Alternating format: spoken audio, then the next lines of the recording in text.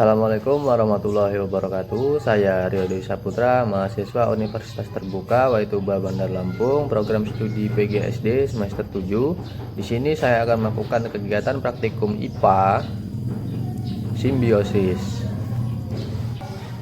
Simbiosis secara umum didefinisikan sebagai interaksi antara dua organisme yang hidup berdampingan. Simbiosis juga merupakan pola interaksi yang sangat erat dan khusus antara dua makhluk hidup yang berlainan jenis. Makhluk hidup yang melakukan simbiosis itu disebut simbion.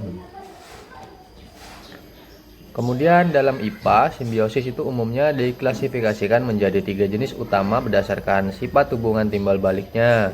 Yang pertama itu ada simbiosis mutualisme, yang kedua simbiosis komensalisme, dan simbiosis parasitisme. Simbiosis mutualisme adalah hubungan antara dua makhluk hidup di mana kedua pihak saling diuntungkan. Kemudian simbiosis komensalisme adalah hubungan antara dua makhluk hidup di mana satu pihak diuntungkan sedangkan pihak yang lain tidak diuntungkan dan tidak juga dirugikan. Artinya itu netral. Contohnya itu anggrek yang menempel pada pohon mangga.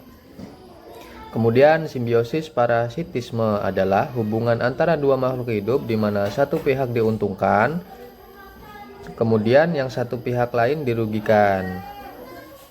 Parasit dan inang itu contohnya adalah kutu pada hewan atau benalu di pohon.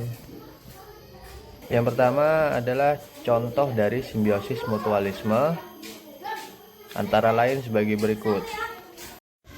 Simbiosis mutualisme yang pertama ada lumut di kulit pohon. Lumut mendapatkan sarana untuk menempel dan nutrisi, kemudian kulit pohon mendapatkan kelembapan dan perlindungan dari kekeringan.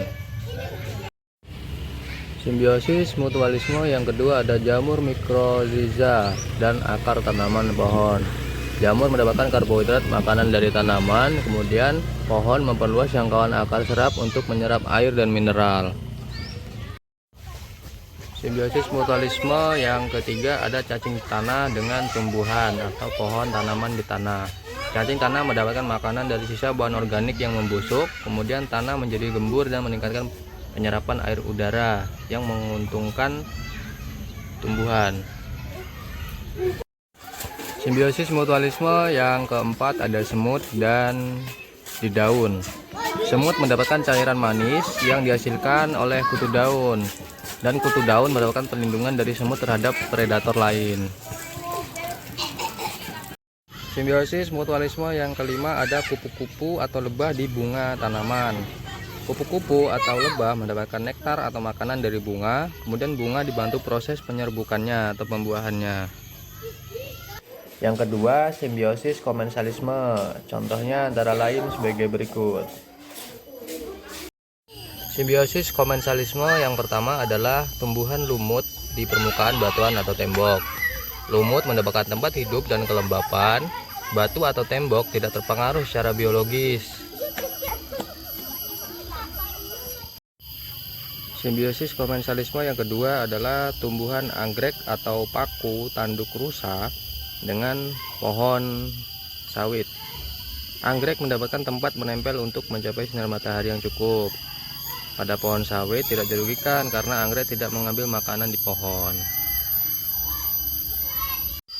Kemudian simbiosis komensalisme yang ketiga ada liana atau sirih-sirihan di pohon kelapa. Sirih-sirihan mendapatkan penyangga untuk tumbuh dan mendapatkan cahaya. Kemudian pohon kelapa tidak dirugikan karena hanya menumpang tempat selama tidak mencekik. Simbiosis komensalisme yang keempat adalah katak pohon di daun atau ranting pohon. Katak pohon mendapatkan tempat berlindung dari hujan, panas, atau predator. Kemudian pohon tidak untung dan tidak juga dirugikan. Kemudian simbiosis komensalisme yang kelima ada burung di pohon. Burung mendapatkan tempat aman dan terlindungi untuk membuat sarang dan membesarkan anaknya. Kemudian pohon tidak dirugikan oleh adanya sarang burung. Kemudian yang ketiga simbiosis parasitisme, contohnya sebagai berikut. Contoh simbiosis parasitisme yang pertama adalah benalu dengan pohon. Benalu mendapatkan air dan unsur hara yang diserap dari pohon, dan pohon pertumbuhannya dapat terhambat dan menyebabkan kematian. Contoh kedua adalah tali putri dan pohon. Tali putri menghisap zat-zat makanan dari tubuh pohon, dan pohon pertumbuhannya akan terganggu dan kekurangan nutrisi.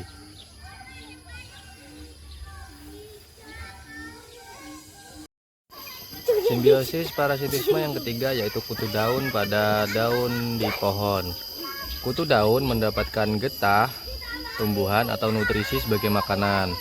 Pohon pertumbuhannya terganggu dan daun mengkerut dan kerdil. Yang keempat ada ulat di daun tanaman. Ulat mendapatkan makanan dengan memakan daun. Dan daun di pohon akan rusak atau berlubang mengganggu proses fotosintesis pada pohon. Demikian tadi praktikum IPA tentang simbiosis. Terima kasih. Wassalamualaikum warahmatullahi wabarakatuh.